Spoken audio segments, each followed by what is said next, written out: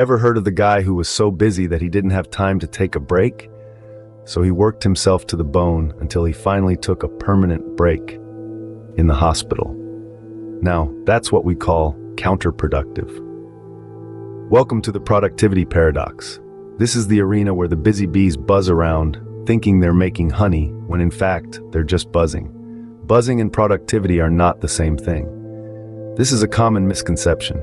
They say, busy hands are happy hands. But let's tweak that a bit. Smart hands are happy hands. Productivity isn't about working harder, it's about working smarter. It's about understanding the difference between being busy and being effective. And yes, it's even about being lazy. Being productive can mean taking the time to recharge, to rethink, to strategize. Because at the end of the day, it's not about how much you do, but how well you do it. So, let's ditch the hospital visits and explore how to be lazy and productive at the same time. Sounds like an oxymoron? Stick around. Have you ever been so lazy that you invented a new way to do something just to avoid extra work? Congratulations, you're a lazy genius. Now, don't let that term fool you. Being a lazy genius, contrary to what it may sound like, isn't about being a couch potato with an IQ off the charts. It's about finding smarter, more efficient ways to get things done, so you can save your energy and time for things that truly matter. It's about working smarter, not harder. Picture this, you're lying down, comfortably nestled in your favorite recliner, a bag of chips in one hand, remote in the other. The last thing you want is to get crumbs all over your shirt, right? So what do? You devise a fun, innovative method to eat those chips without the mess. Maybe you use chopsticks, or perhaps you create a makeshift funnel using a piece of paper. You're not just being lazy, you're being creative, you're being a lazy genius. But let's take it a step further. How about applying this concept to your everyday tasks?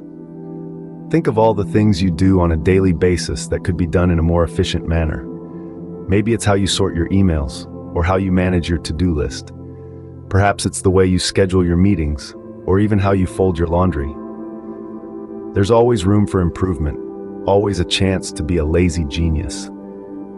The beauty of being a lazy genius lies in its simplicity and effectiveness. You're not trying to reinvent the wheel, you're just looking for ways to make it roll smoother. You're not aiming to become the next Elon Musk overnight, you're just trying to make your everyday life a little bit easier, a little bit more efficient. So the next time you find yourself trying to find an easy way out, don't beat yourself up, embrace it. You're not being lazy, you're being smart, you're being a lazy genius. Now, imagine applying that lazy genius to your everyday tasks. You might just be the next Einstein. Remember that time you waited until the last minute to finish a project and somehow managed to pull it off? That's not procrastination. That's strategic delay.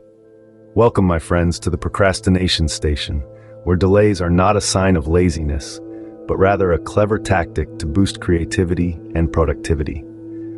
Now, I know what you're thinking. Isn't procrastination just a fancy word for being lazy? But let's take a moment to reconsider.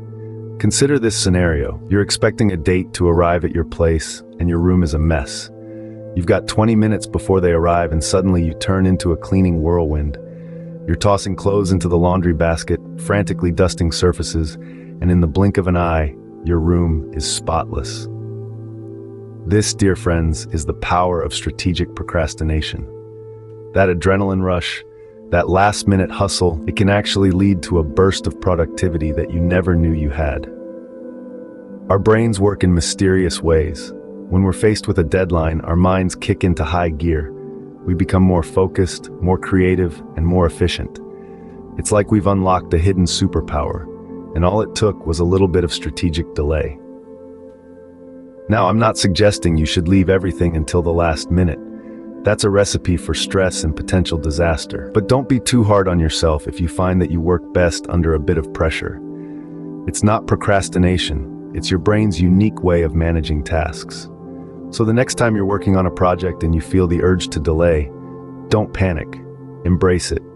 Use that time to let your ideas simmer, to let your creativity brew. And when the deadline looms, trust in your ability to deliver. Of course, this isn't a one-size-fits-all strategy. Everyone's different. But if you've ever experienced that rush of last-minute productivity, maybe it's something you could harness rather than fight against. So next time someone accuses you of procrastinating, tell them you're just planning your time strategically. Ever tried to perfect something and ended up not finishing it at all? Welcome to the club of perfectionist procrastinators. Now let's imagine you're trying to take the perfect selfie. You've got your angle, your lighting, but wait, your hair is a bit off. You spend 15 minutes fixing it up. Now, you're back in front of the mirror, but oh no, the lighting's changed. You spend another 10 minutes adjusting your position, but now your smile doesn't look genuine. You keep trying and trying until you realize you've spent the entire hour and you still haven't taken a single selfie. Sounds familiar? This, my friends, is what we call the perfectionist trap. It's when you're so focused on making something perfect that you end up not doing it at all. It's like being stuck in a hamster wheel of constant adjustments, never reaching the finish line.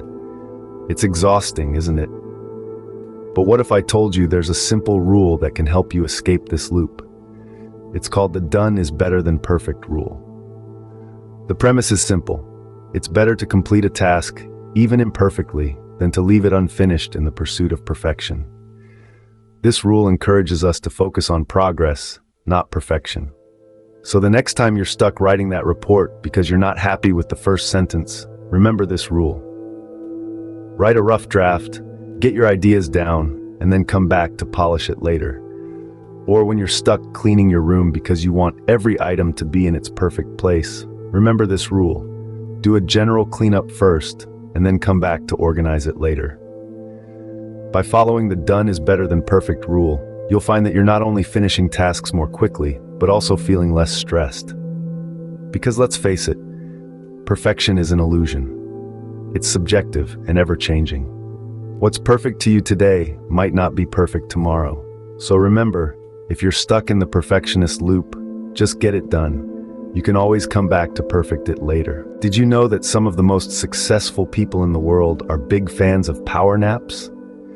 But don't get too excited. I'm not talking about a 3-hour siesta.